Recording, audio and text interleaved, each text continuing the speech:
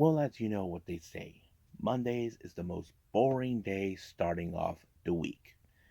Well, here on this channel, we attempt to keep your Mondays, well, not boring, but also give some exciting content for wrestling for all of you. But for today, as you know, the weekend was chaotic with a lot of wrestling taking place. I decided I'm going to review three events from two different promotions. The first one is going to be from Impact Wrestling. As you know, they were doing their UK tour. They did their recent pay per view, Turning Point, featuring wrestlers from that particular area. But of course, our main event features Will Ospreay taking on Eddie Edwards, two well respected wrestlers that even made a name for themselves in Japan. But which one will reign supreme? We just have to find out. We even have two of GCW's much recent events, Please Buddy, and of course, See or No. So I'm excited for those. And of course, we have some news updates that tell what's been going on in the world of pro wrestling, such as what events the promotions are throwing out, who's booked, matches that are being set, any wrestlers that either been signed or departing from any promotion, injured wrestlers, the whole enchilada. So let's begin with another episode of the Deleted Wrestle Zone.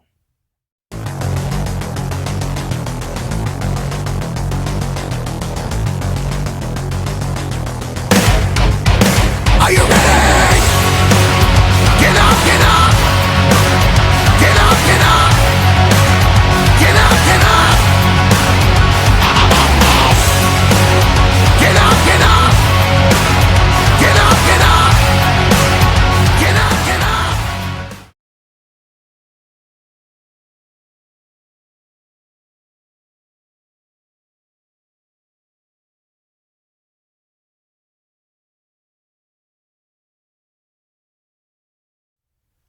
Welcome everybody to the Deleted Wrestle Zone, all things that is pro wrestling with AEW, NXT, New Japan Pro Wrestling, Impact Wrestling, the National Wrestling Alliance, various promotions, wrestlers, matches, and championships.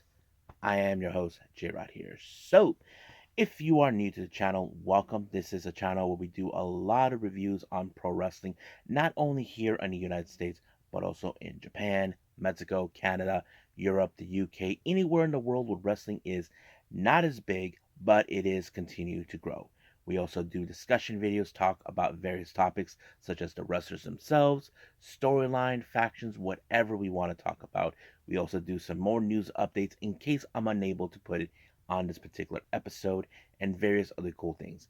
But if you like what you see, please subscribe to us. So click on the subscribe button. You'll be getting a lot of daily reviews and other cool stuff here on this channel. But if you also like this episode, please give us a like on the like button or leave us a nice comment down below. So let's begin with our very first review. This is from Impact Wrestling, soon to become TNA, starting 2024. We have their latest pay per view, Turning Point, that took place this past weekend on Friday, I believe. And they were still doing their UK tour during that time.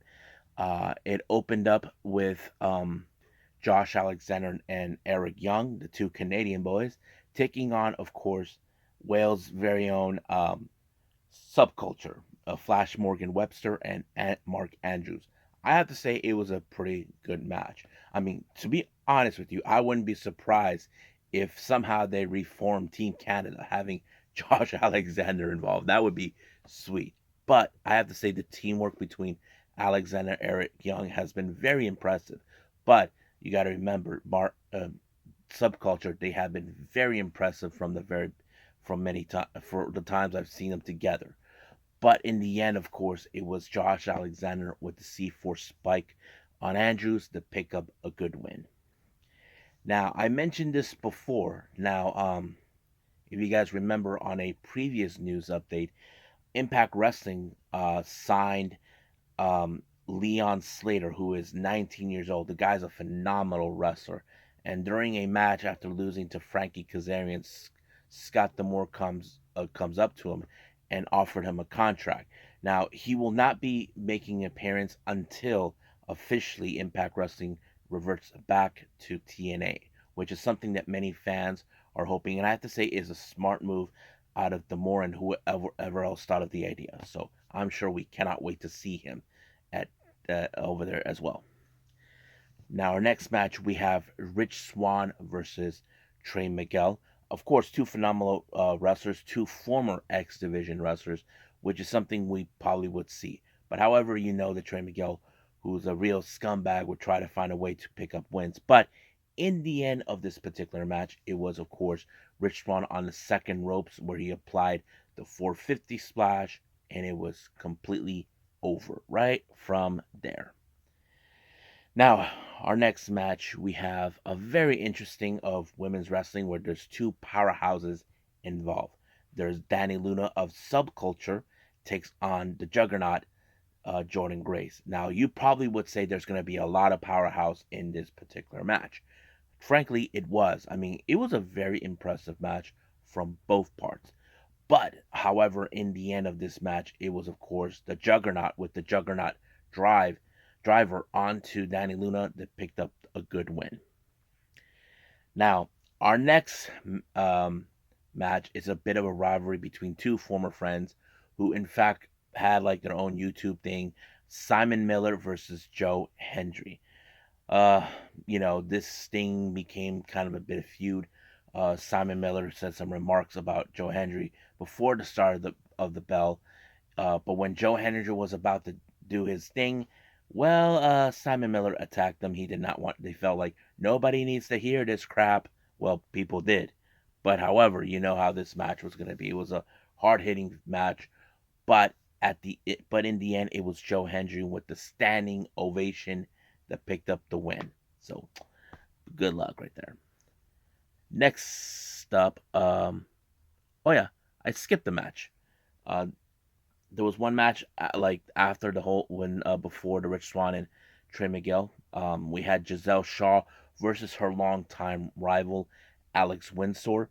I have seen Alex many times in on Rev Pro and of course made some appearances in Tokyo Shoot Pro Wrestling and other places. But from what I do, if you guys remember clearly, Giselle Shaw, prior before heading to Impact, she made a name for herself in the UK, especially with Rev Pro, and that's always been the case right there.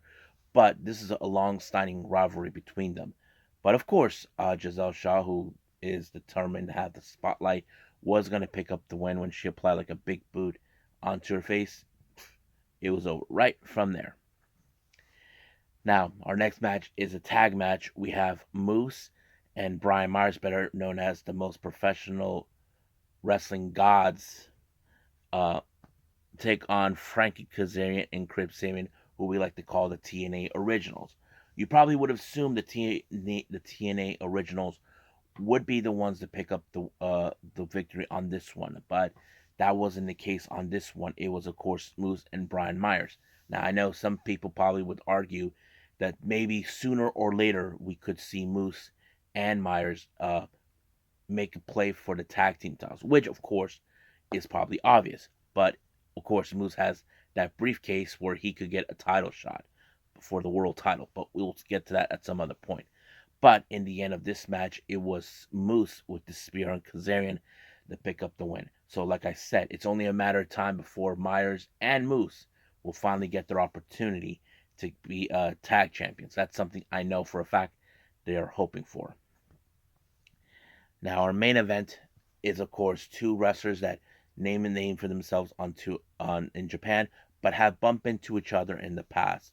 Of course, Eddie Edwards, if you guys remember, he was part of the American Wolves with Davey Richards. They faced Will Ospreay and Mark Andrews many years ago. And of course, this was like a who is the battle of who's supreme. But it was a pretty good match, nonetheless.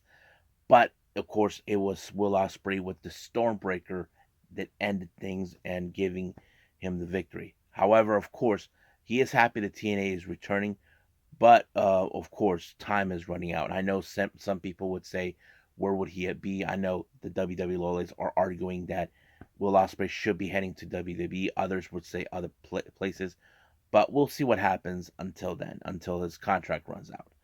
Um, so let's just wait. So right now, let's just move on with our next two reviews. This is one of two of the GCW shows. I believe this one is Please Buddy.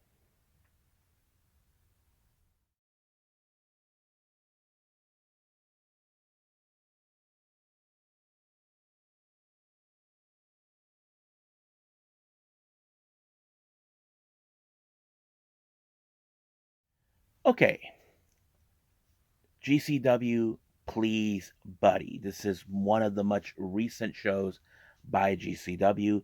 Cannot remember where it was, but the date took place was on the 3rd of November. Same day as Impact Wrestling's Turning Point, which I failed to mention, but now you know. Let's begin with our very first match. Of course, you probably ask why they put this match first.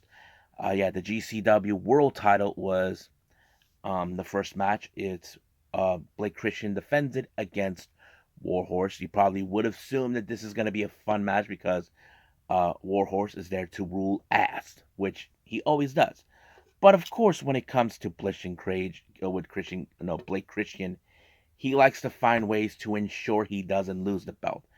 So that's what he does, and then he gave the stomp to Warhorse to retain the title and being the cocky SOB. But sooner or later, someone is going to dethrone him permanently. Now, our next match, we have a very interesting three-way match. We have Man Like Darius versus Alec Price versus Young, Dumb, and Broke Jordan Oliver. I thought this match was fantastic. I mean, it felt like more like a junior heavyweight style match, but it was good.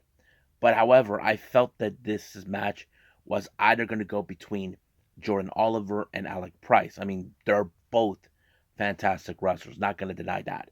But in the end, it was Jordan Oliver with the cloud cutter onto to Price to pick up the win, just like that.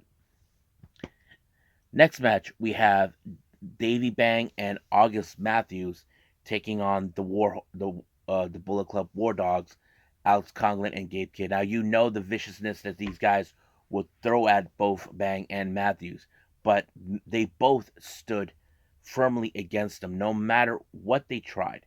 But in the end, of course, there were no match for the War Dogs until they applied a pile driver thanks to Gabe Kidd onto who was it that got it? On Bang, and it was over right from there.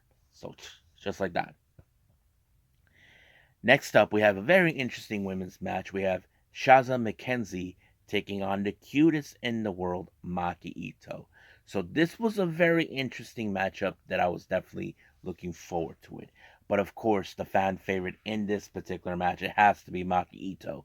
But of course, Maki Ito put up a hell of a fight in this one. But she did apply the Texas Cloverleaf onto Mackenzie and force her to tap out. Next up, we have Gringo Loco taking on Mike Bailey. Now, this was a very high spot match. You know this was going to be balls to the wall, a banger of a match, or a slobber knocker match, as JR would say. But I was like impressed by this. I mean, I wasn't too sure how this was going to go. I mean, they're both incredible athletes, but in the end, it was Gringo Loco with the Gringo Bomb onto Mike Bailey to pick up the win. Next up, we have tag team action. Violence is Forever. Kevin Koo and Dominic Guarini taking on Bessie, Ali Catch, and Effie. So you probably would see a lot of violence coming from Violence Forever in any way possible. I mean, these guys pulled all the stops in every possible way, but in the end, it was a combination of a kick by Kevin Koo and a brainbuster by Guarini onto Ali Catch to pick up the win. Next up, we have everyone's favorite dad, Dan the Dad, taking on Hee Hee. That's right, Santana Jackson. I'm like, I have to say, this was, you could say it's one of the most wackiest matches you enjoy, but for me, it was one of the most entertaining. Now, you probably ask me why. I mean, you got Dan the Dad, the guy who's like a dad, and then you got Santana Jackson, who is more of a Michael Jackson impersonator. But I was impressed by this match. But normally, Santana Jackson doesn't do shows outside of his comfort zone, which is, of course, LA. But him going to another place, That was very surprising. But I was amazed with the kind of move that Santana Jackson did onto. Excuse me. Then to that, he applied the moonwalk DDT. Yes, the moonwalk DDT. I was so impressed by that move. So you guys should check it out. Next up, we had a scramble match. KLD versus Braden Toon versus Bobby Flyco versus Adrian Alanis versus Jeffrey John versus the biggest a-hole, Tony Deppen. So, scramble matches, anything could happen. I mean, it's no telling how this is going to be the outcome, but the outcome was, in fact, Bobby Flaco was the one who suffered the big blow by KLD, but it was Tony Deppen who decided to take advantage of KLD's work and walked away with the win. That's why people call him the biggest a-hole, because he takes advantage of the situation and takes up the win, no matter what. Next up, an awesome match, Joey Janela versus Masha Slamovich. I have to say, this one was the most brutal match I ever get to witness. Now, Joey Janela, there's a reason why they call him the bad boy, and Masha Slamovich known as the dynamite something or whatever. I don't remember what they call Masha, but this was going to be a balls to wall match. But you probably would have assumed that Joey Janela walked away because he had very impressive victories in GCW. But however, Masha is one of the most popular wrestlers in GCW. She applied the White Knight pile driver onto him. It was over right from there. Next up, we have the so-called Death Match Royalty, consistent of Steph Delanders and the so-called Death Match King, Matt Cardona. I'm waiting for Acticus Cogar to beat the crap out of him. They take on the couple, Charlie Evans and Connor Everett.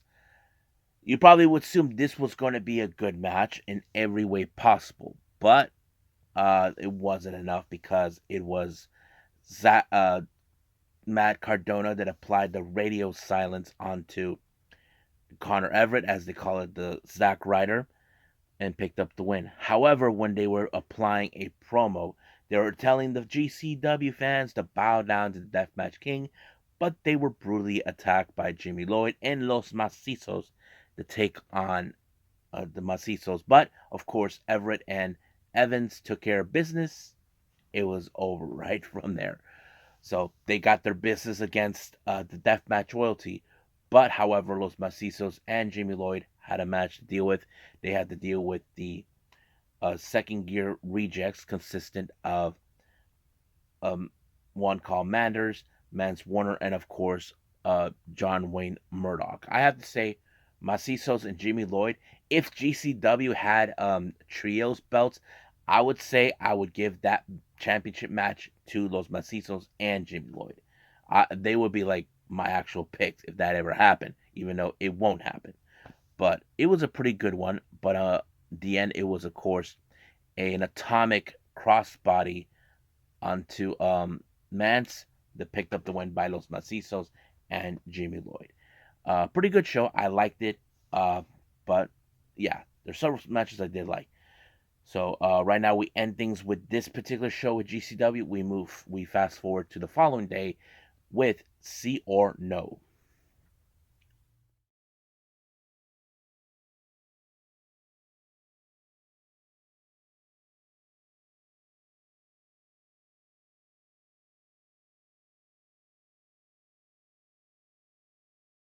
Okay, we continue with more with GCW. This is from their following day show, See or No, that took place on November 4th. This match starts it up with a scramble match, a six-way scramble match. Now, as I mentioned, scramble matches, anything could happen. First, we have Hunter Drake versus Braden Toon versus Rico Gonzalez versus Mr. Danger versus Alec Price versus Man Like the Reese. Now, I could see potentially which ones it could win. However, like I always say, There will be a lot of, how to say, wrestlers that probably would try to do something to take advantage of the situation, but no, not this one. It was Alex Price with the surprise kick onto Mr. Danger to pick up the win. Alex Price, I have to say, he's a fantastic wrestler to watch. Now, our next match, we have, of course, the old timer, one of everybody's favorite, like Grandpa. Mike Jackson takes on Charles Mason. Now, Charles Mason with his little devilish ways, rooting all evil. People haven't forgotten that he screwed Richard Holland thanks to paying off the ref. But I can tell you that, of course, Mike Jackson did everything in his power to withstand Charles Mason's ways. And, of course, that big, dumb brute Pero was right there as well. But unfortunately, Mike Jackson was choked out. But, of course, after winning the match, Charles Mason refuses to let go. Um, but instead, they decided to destroy Mike Jackson because he told them that he's going to make his wife a widow. But thank God, Richard Holiday was there to help. But he had unfinished business with that piece of garbage, Mason. But man, they followed their beef all the way from ring to the backstage. There was area. I mean, there was a moment where Mike Bailey, he was in fact eating in a catering, and it kind of ruined it for him. And then of course there was a moment where Richard Holly was about to take Mason to the bathroom, but unfortunately, um, what's his name? Jimmy Lloyd was taking a deuce. But there was a moment that happened. Now, have you guys been aware of this? What's been going on? In real life, as you may have heard, Mance Warner and Steph Delanders are a couple. There was a moment where, of course, they were making out, and someone said, while they were following the chaos, someone said, one of the commentators says, "Hey, can you guys keep the camera on Warner and Lander?" Landers are like, "No, we have to keep following it." So they kept going and going and going until they finally separated. But you know that this is far from over between Holiday and Mason. Now, our next match, we have a very combination trios match. We had Davey Bang, August Matthews teaming up with Jordan Oliver, calling themselves Young, Dumb, and Bros. So they face off against the combination of Maki, Def, Bussy.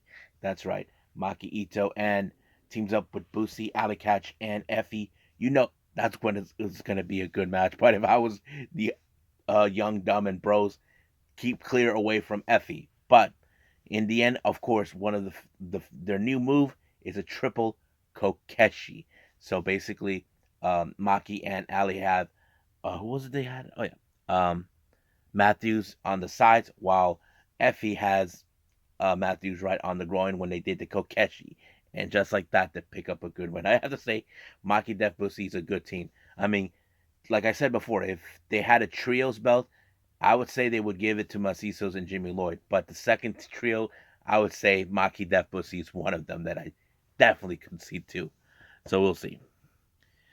Now, our next match, we have Broken Finley, who you may remember he is the brother of David Finley and the son of Fit Finley. He takes on against Tony Depp, and I mean, the match was incredibly good. I have to say, Brogan Finley has improved a lot, even though he's the youngest of David Finley. But in the end, it was Tony Deppen with the crucifix that sealed the deal.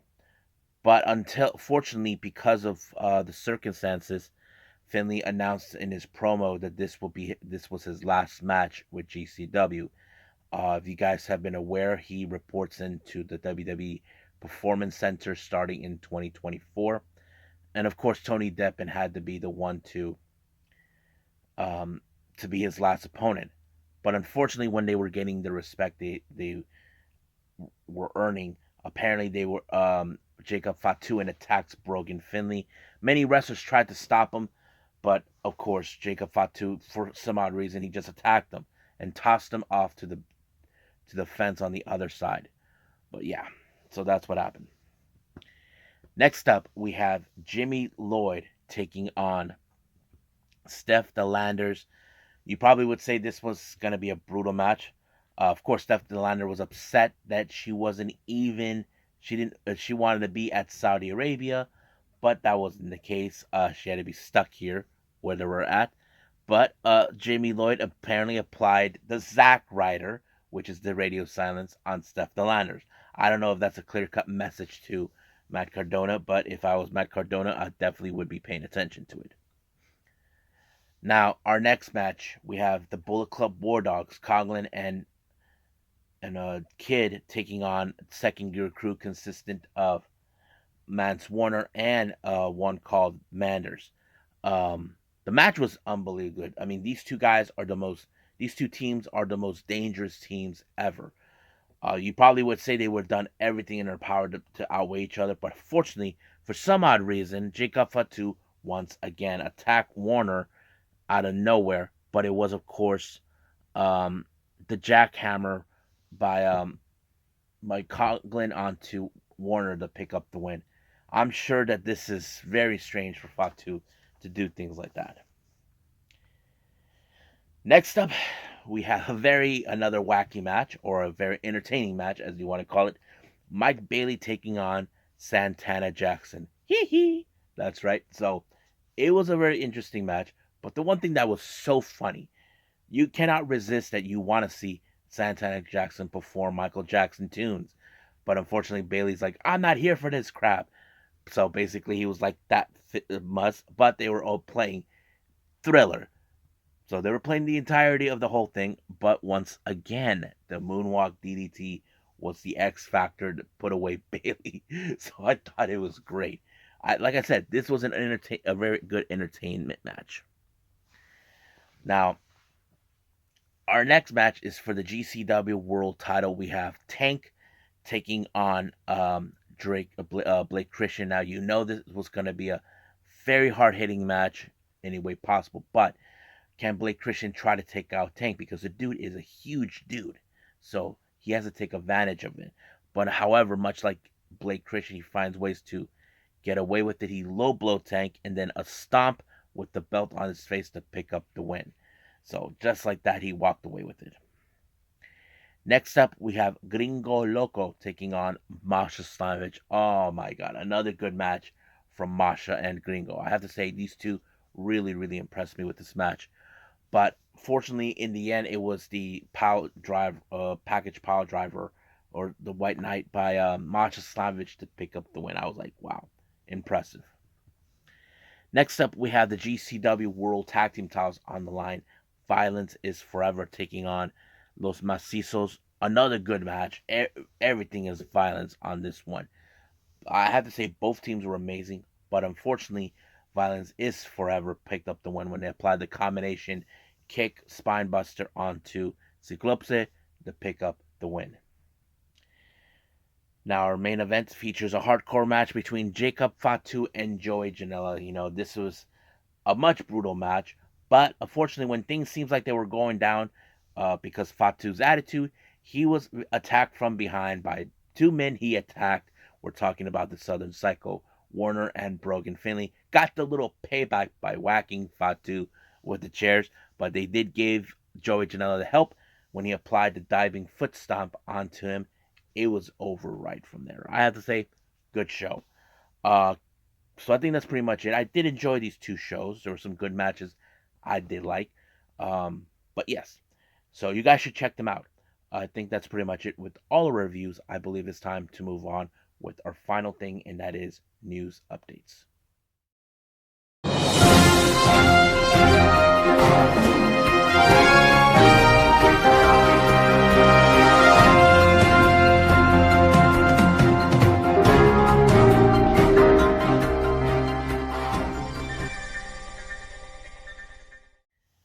Okay, so welcome to our news update. So let's get started on what's been going on in the world of pro wrestling. WrestleCade is announced for their show taking place later on this month on the 24th. Mickie James will be making an appearance. This one was unclear whether she's going to be wrestling or just attending. That's the thing, it's happening. But I hope she gets to wrestle that there. Now, as you know, there's been a lot of talk about CM Punk recently. There were those who are saying that Punk should make his way to TNA, right now, as you know, because that's something. But Scott Demore talked about that in an interview recently. Let me pull it up. This is what he says.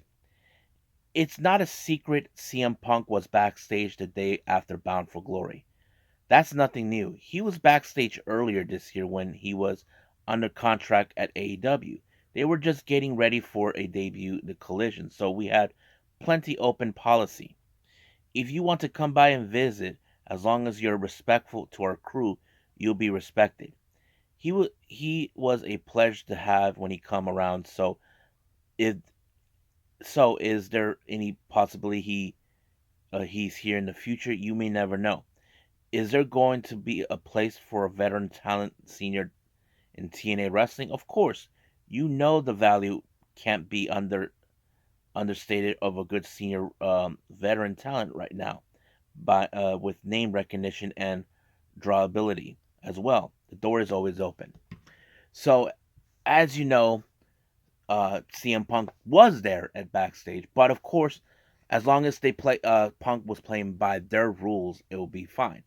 But of course, to him, he's saying that the door is still is open for him. I mean, he knows the kind of valuable Punk could be for TNA. That is no secret.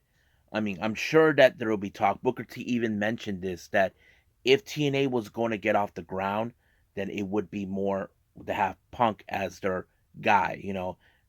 Because Booker T says that AEW made a big mistake terminating him. I'm like, so basically that's how. But screw what Triple H. I mean Booker T says. But I do agree with Booker T. If Punk is there, he could he could elevate TNA anyway. So we'll see what the future holds for Punk. Now, a very interesting development that was revealed recently. You may have heard this. Um, this one was reported by Fightful Select. It was revealed that Megan Bayne has been under contract for the last few months with AEW, and AEW sent her to work on herself, and her wrestling skills and stardom. So that was the whole thing. But right now, at this point, there is no creative plans yet for her. However, um, there was a I forgot who was the one who runs the English department in Stardom. But he said that this was something they did not heard about, that there was no confirmation about the truth. But later that tweet was deleted from the social media, so it most likely it is true, but we just don't know for sure if that is. But we'll see what happens until then.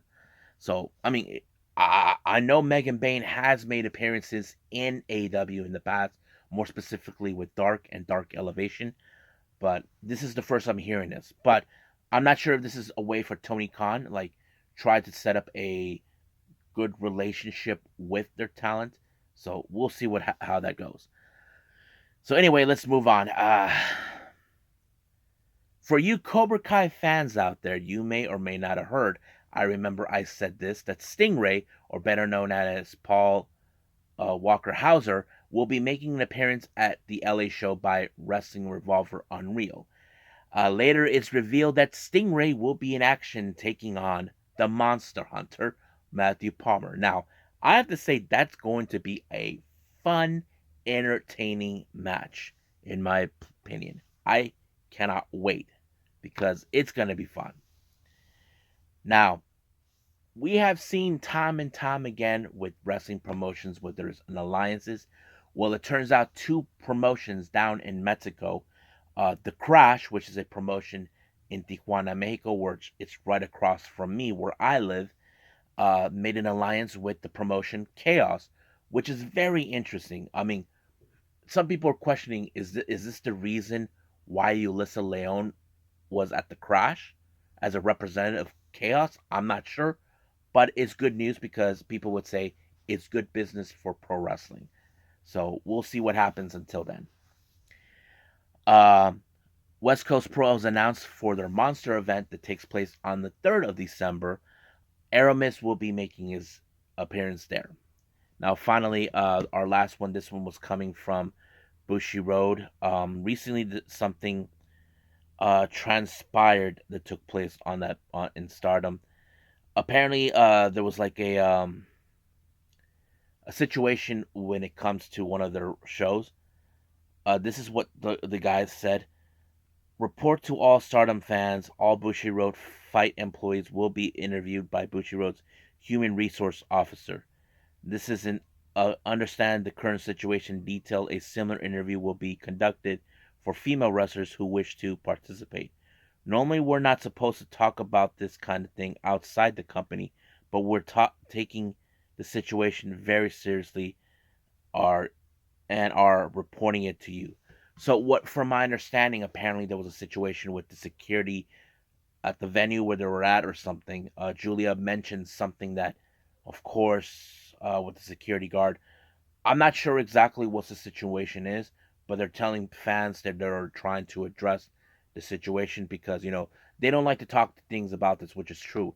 Whatever things goes on inside the company, they keep it to themselves. But of course, like some, I don't know if it happens in Japan, but gossip somehow will come out sooner or later.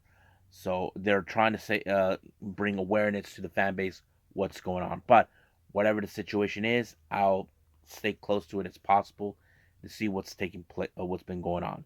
So I think that's pretty much it for our news updates. I believe it's time to call it a day. Well, I hope everybody enjoys this episode. Coming up, as you know, we have Tuesday wrestling taking place. I'm sure we're gonna have NWA Power and of course NXT. I haven't decided yet what I'm gonna do, but recently I did find out that All Japan Pro Wrestling did a two-show in one day, an afternoon show and an evening show. Now the evening show features, of course, Katsuhiko Nakajima facing Yuma Aoyagi for the Triple Crown Championship. So I'm considering maybe doing both shows since they were um, how to say back both back to back on the same day. So I'll be considering that, but we'll see what happens. So, but as always, the priority is NWA Power and NXT are the two priorities. So that's pretty much it. Now, if there's any news updates prior before the next episode, I'll put those out as soon as possible. But we'll see what happens. But for now, I will see you guys in the next DWZ time. Same DWZ channel. I must bid all of you adieu. So, goodbye. Mwah, and have a nice day. Bang.